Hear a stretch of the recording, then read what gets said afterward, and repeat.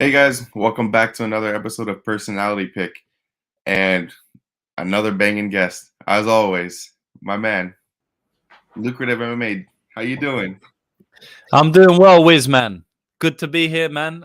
Excited to do this. We had a little chat before I came on, and I'm hyped up for this card, but this isn't really about the card. So this is something a little bit different, which is cool, First time I've done something like this online, something not to do with MMA specifically. So yeah, I'm excited to see how it goes. No, and I'm glad you're hopping on. I appreciate your time.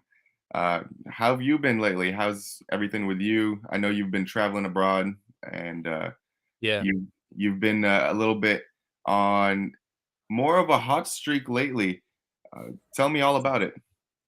Yeah, so it's been up and down really with the streak. Like last month we had a good month in October, but started off November not too well. But I've been all right, man.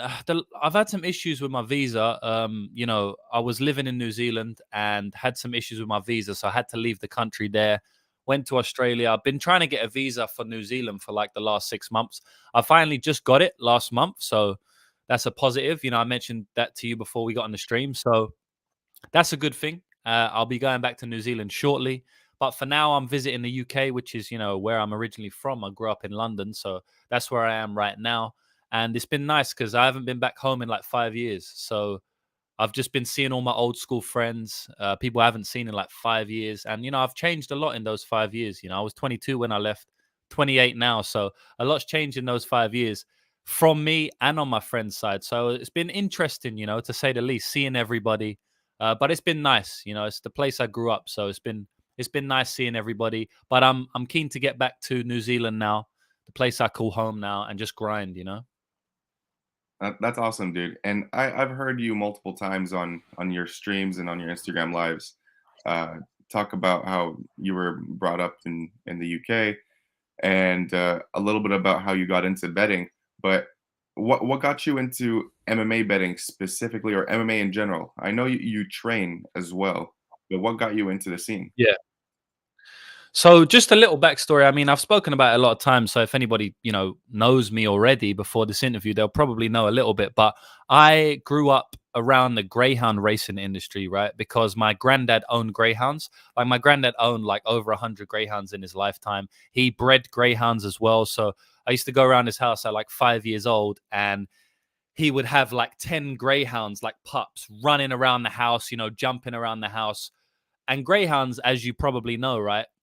They're bred basically to race. Okay, it's called greyhound racing, just like horses. And the thing that's different about greyhound racing and horse racing as a sport, it's the only two sports in the world where it's directly linked to gambling. Because we watch basketball for fun. A lot of people watch MMA for fun. There's a few degenerates like us out there who watch MMA to make money on it, or maybe smart people, whatever you want to call it. Maybe a mixture of smart and degenerate. But greyhound racing and dog racing is different. You don't watch dog racing for fun. You don't watch greyhound racing for fun. You watch it to make money on. It's very linked to betting.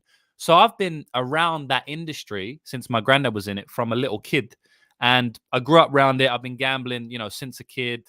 Been gambling on all different types of sports. Growing up in London, the biggest sport is football. So we Mhm. we gambled on that. That was the main sport I used to gamble on as a kid, as well as greyhound racing. But the MMA specifically, I started getting into that, around the time of Conor McGregor's rise, to be honest. A lot of people listening are going to be like, damn, this is the biggest casual of all time, getting into the sport at the time Conor McGregor got into it. But that's really what happened, when Conor McGregor was on his rise up the featherweight division.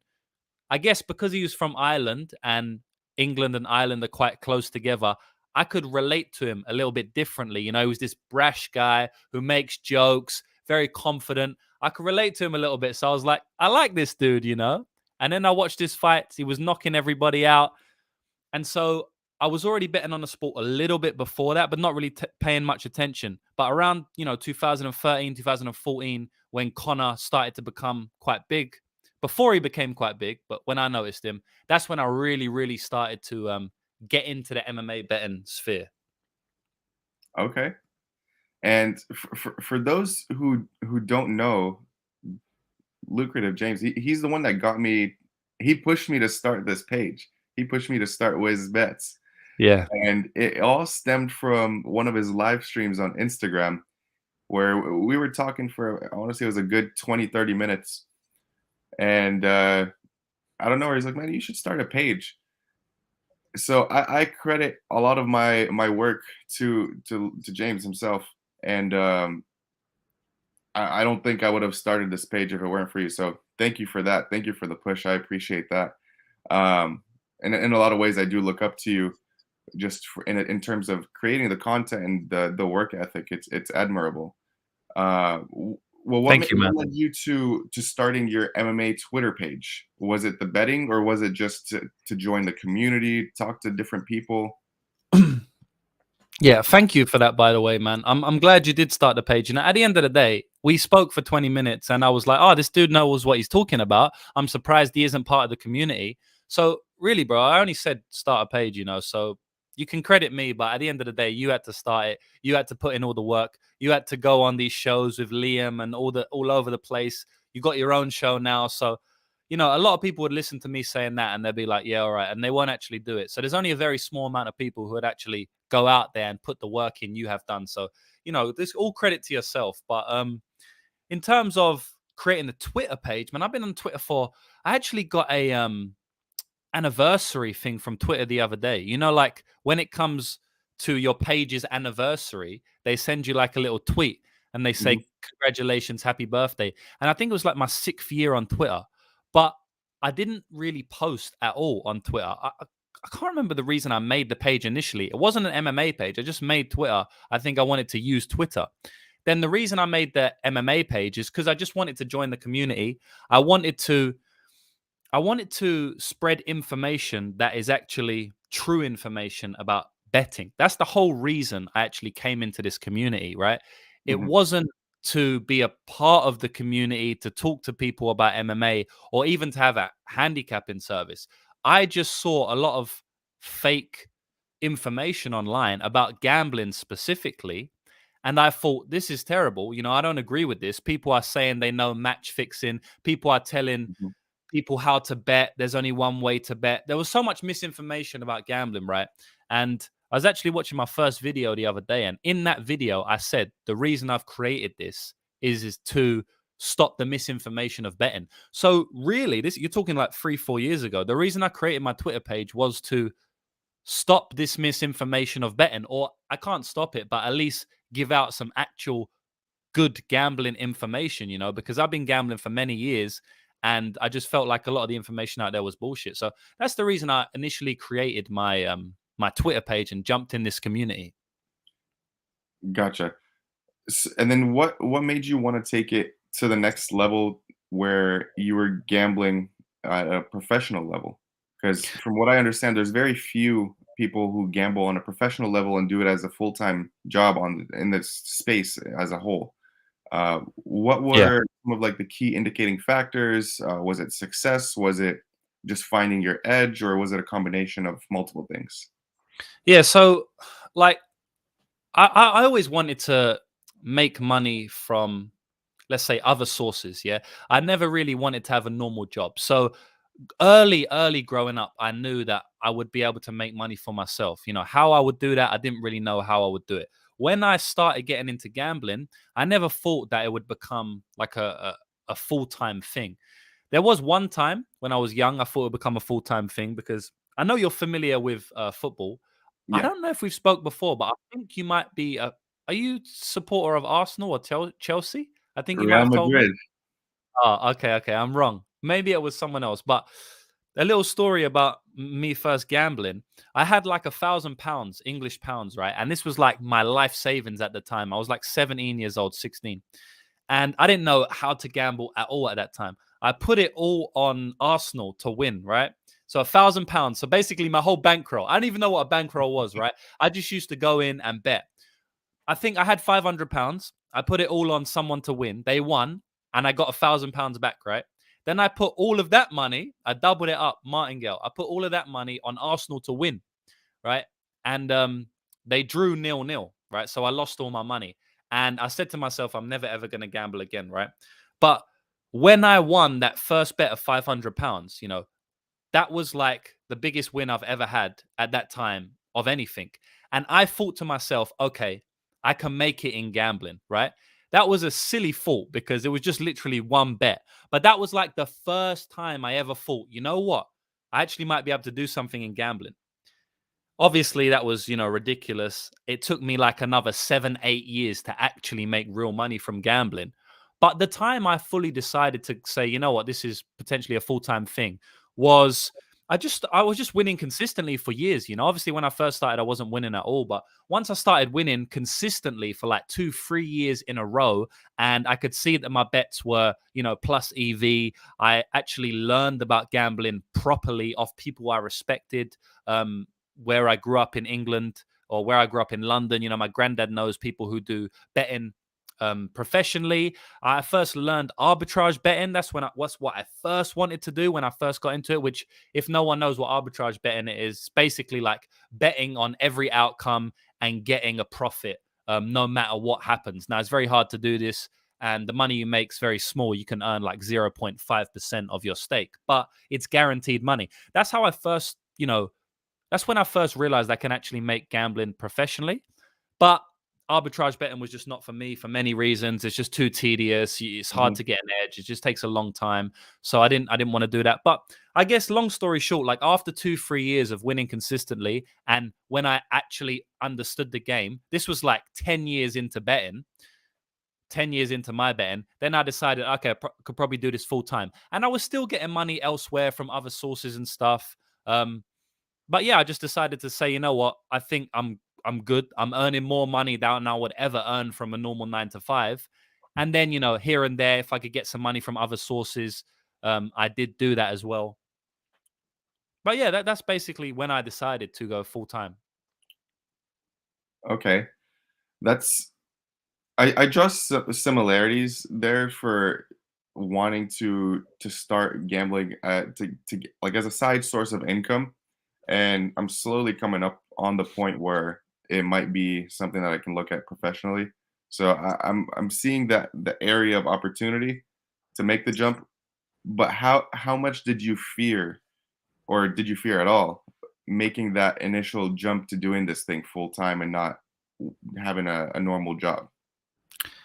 Well, like I said, I was getting money from other sources as well. Like I wasn't fully relying on gambling. Gambling, at some points in my life, gambling has been my only income. But then Mhm. other points in my life, gambling has not been my only income. Like I made money on crypto about 4 years ago. I've also, I had a business before this, which I was actually had like a clothing line, so I was Okay. selling money from there. So I've kind of always been an entrepreneur, even since a kid, I was doing certain things that I got money from in certain ways, which I probably shouldn't have been doing. So like it was easy for me because there had been many points in my life where I didn't necessarily have a normal job, but I was still surviving, right? So for me, it's not like I had a job for my whole life and then I just quit it and then I relied all on the gambling, It was kind of like I was earning a lot of money from gambling, then I wasn't, then I was earning more. And I had savings as well, when I decided, like, okay, I'm not really ever going to get a proper job or a part time job. I had savings to fall back on as well, So it wasn't like I had zero money and then I just decided to leave my job and go full time in gambling. I did a little bit smarter than that. I was earning money from different sources. I had savings. So it was easier for me. But it was like, to your point, it was a bit scary when I fully decided to, okay, I'm not going to ever get a normal job again. I'm not going to ever get a part time job again. But I guess somewhere deep down in my heart, I knew that worst comes to worst, I can just get a part time job doing some bullshit until I get another big source of income from wherever it is. So it was never that hard, to be honest. But it was scary at times, like it was scary when you don't have a job and you go on a losing streak and stuff like that. It is a little bit scary. 100%, 100%. Uh, Now take me back to like the first fight you've ever watched, if you can remember. What fight was it? So growing up in London, like boxing is big there. Like MMA is not really big. Obviously, it's getting popular around the world. But when we was growing up, boxing was huge. So Mhm. the first sport I got into in terms of fighting was boxing. I was a big fan of like Ricky Hatton back in the day. I don't know if you remember Ricky Hatton, but I remember when he fought Floyd Mayweather, and like Floyd was like 45-0, and Hatton was like 35-0, and it was like billed as undefeated, right? I remember that was a massive time. I was probably only like 10 years old, but I remember that was a big thing. I remember watching it on Sky Sports, which is a channel that we watch in the UK. It has all the sports on it. So I was big into boxing. You know, I went to a few boxing fights myself. I did a little bit of boxing when I was young, nothing crazy, but boxing is so huge in the UK that we used to train boxing in school. So like you Oh, have really? PE class. You know how like in America they train wrestling. Yeah. It's not the same. It's not like it's not nationwide, but certain schools, my school definitely did. We used to train boxing like once a week, right? You could choose boxing, rowing, football, whatever. And I used to always choose boxing, right? So boxing has been a big part of my life in terms of fighting from a kid. And that was the first, type of sport I've ever got into. Now, in terms of MMA, it kind of transitioned to MMA.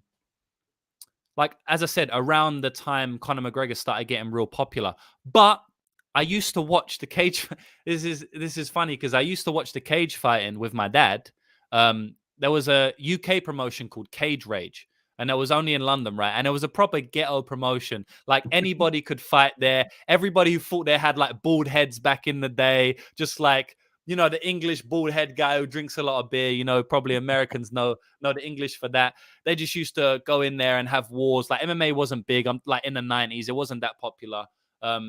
It's like one under Cage Warriors. It's Cage Rage. It was a proper like ghetto promotion. I used to watch that with my dad before I even knew what MMA was, right? I just used to watch it when I was young, like 10 years old, 9 years old. He used to make me watch it with him. He wasn't that into it in general, but I think he just liked seeing two people have a tear up, just Uh-huh. like seeing two people fight. And obviously, he's probably like, all right, I want to make my son tough because my dad was he probably wanted to make his son tough. So he used to make me watch this Cage Rage, right? So I guess the first fights I watched was like terrible low level regionals where two bald headed guys were just kicking the shit out of each other on this promotion called Cage Rage. But I first really, really got into it around that McGregor era. Honestly, can't remember the first specific fight, but this is the times where like when about a year before Dominic Cruz like beat TJ Dillashaw, like around that time, I think like with it, around that 9 month period, around that Mhm. 2014 period when I remember Ben Rothwell, I remember Stipe knocked out Arlovsky. That was like an early fight that I watched. A little bit before then as well. I remember watching Ben Rothwell. I think Ben Rothwell choked out Josh Barnett. These are the Yep. type of fights I'm remembering in my head as like the first time I really, really got into MMA. Yes, so we came up on the same around the same time because for Okay. me, it was around that Connor rise. That's where Yeah. I started watching it, and then where I took it more seriously is when he fought Eddie Alvarez, or was it the fight before? No, it was Eddie Alvarez. And yeah, it's great to see people could make it uh, in the gambling scene and in the like just being able to pick up on similar things in the tape. Uh, Yeah. at, just watching it for not too long too, but a lot of people have the misconception that handicappers and people who are successful at the betting is they've been in the game for so long and they've been watching it since UFC 100, UFC Yeah. 50. Yeah. Yeah. But in all reality, a lot of us haven't started too long ago. So that's always awesome to hear. Uh, Yeah. how would you describe your betting style? Do you think you're more on the risky side? Do you think you're more on the risk averse side when it comes to units bet on average? How would you describe your normal betting style? The thing about betting, right, and gambling is that your style is going to change every year, every quarter, every time you have a personal situation in your life, especially if you're doing it full time, right? Hmm. So, like I said, there's been many times in my life where gambling has been my full time and only income. Like in the last 5 years, right? There's been points where I've had no income from any other source apart from gambling. Now, during those times, I'm way less risky, right? So my gambling style it completely changes because I know that this is the end all be all. If I lose this money, I don't have any more money coming in, right? But there's been times in my life where I've had a big surplus of money, and so I've been a lot more risky. So your gambling style changes as your funds change. your gambling style changes as your age changes. And your gambling style also changes as your age in the game changes, you know. So a lot of people, 100%. when they first come in, are going to be way more reckless, right? Because they just don't understand. Like the story I told you about when I was 17 years old and I put all my money, my bankroll, you know, £500 on someone to win, and then they won, and I doubled it up and I put £1,000. That was all my money. That would be like me now putting 100 units on a bet, which I would never dream to do. But when I was first jumping in the gambling game, I didn't understand, right? So the short answer is I'm probably a little bit more risky than a lot of people. But the long answer is it's changed over years, and it's going to change in the future, depending on how much money I have to spare, depending on, you know, how I feel about the specific card and stuff like that. So it fluctuates, man. I will say though, just to end the point, I will say though that the biggest success I've had in gambling is when I've really took advantages of edges and I've gone more riskier than is quote unquote advised in the gambling Bible, right? Mhm. But I think there's benefits to both. You know, I think there's benefits to both, and I think you have to be risky and risk adverse, um, depending on a lot of different factors. You know, there's no one way to be right in the game. 100%. And I think you hit the nail right there when you're speaking about how your style can change over time. Because I thought it was a little bit weird when I noticed myself changing my style of gambling when I first started to a couple months later. And I was like, wait, is this normal? And then I started realizing that it happened pretty regularly over a period of 2, 3 years. And a lot of people might may lead into the point of, why are you changing your style? It's the real thing is it's a game of being adaptive to the market, similar to if you're trading stocks, you have to be adaptive to the market. It's not always going to Yeah, be a bull market. It's not always going to be a bear market. Sometimes you're going to have stuff that just runs sideways. So you have to adapt to yeah, the market conditions in a similar way. Um, yeah. great point there. So what we're gonna do right now is we're gonna present the lineup for UFC 281. We're gonna do a pick 'em. Just pick winners. You can name a method. Just all lines out of your head. Just Okay. complete winner. So let me go ahead All and right. present this right over here. Uh, what time is it in the UK right now? It's like, is it like 8:20 around there? Yeah, yeah. It's like evening time now, man. That's why I got my fire going and the tea. You know, I'm settling down now. All right, there we go. So let's start from the first fight of the night. We have Carlos Ulberg against Nikolai Negomarianu. Who you got? Okay, Allberg, All right. CKB, Arce, nice. Arce against Jackson. Arce, Trizano and Choi. Choi, Carolina and Silvana. Juarez, Azaitar and Fravola. Azaita, All right. Petrosky Turman. Petrosky, Blanchfield McCann. Blanchfield, Reyes Span. Reyes, Renato against Brad. Renato, Dan Hooker, Claudio Puelles. Hooker, Frankie Edgar, Chris Gutierrez. Gutierrez. Poirier Chandler. Mm. I know. Because I'm thinking about the lines in my head, you know, I'm trying to just go straight up winner, but it's hard because we're gamblers. You know how that goes. Yeah. But I'll go with Poirier. Co-main event, Carlos Esparza, Weili Zhang. Zhang, And main event of the evening, I know this everyone's been waiting for this one. Adesanya Pereira. Adesanya. Ooh, Yeah, I think nice. he might- I think he's gonna fuck him up. To be honest, How do you see that playing out on the feet? Because it's close.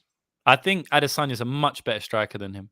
I know he lost twice to him in kickboxing, but I think he's a much better striker. I think he's way more slick. I think he's got way better distance management.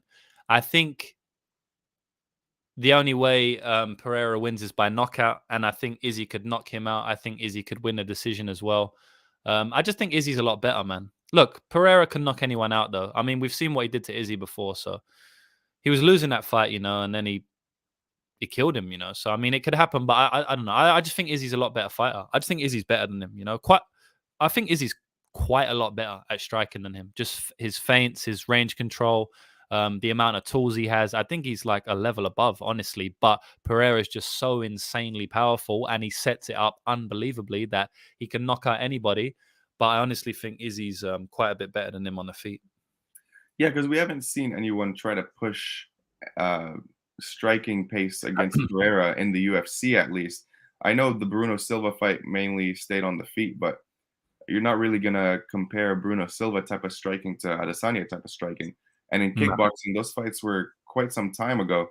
The first fight was really close to decision, Yeah. and then the second fight, Pereira was losing Yeah. to before that knockout. So it's gonna be really interesting, really fun to watch. Um, I'm really excited for this weekend. Yeah. James, it's been a pleasure. I really appreciate you taking the time. Tell the people where they can find you, what you got going on. Yeah, Lucrative MMA, easy to find me. I got my YouTube channel, Lucrative MMA, and I'm actually starting to put out a lot more content on gambling, not only MMA gambling, because there's a lot out there now, but also just gambling. So if anybody likes gambling, follow my YouTube channel for that. All free content, how to gamble, how to make money, how to not lose your bankroll like I did betting on Arsenal and stuff like that, just avoiding a lot of mistakes that I made. And yeah, just easy to find me, man. Lucrative MMA. Yes, sir. James, it's been a pleasure. Thank you so much for hopping on. I really appreciate it. Chat, thank you everyone for being engaging in the comments. Thank you to all the viewers, all the live viewers, and to those that are going to be watching once this is uploaded to YouTube. But we'll Yeah. be back again next week. Did you have something, James? Just gonna say thank you, brother. I appreciate you having me on, and much success to you, bro. I'll be tuning in to all your stuff in the future for sure. Thank you so much. All right, guys. Peace.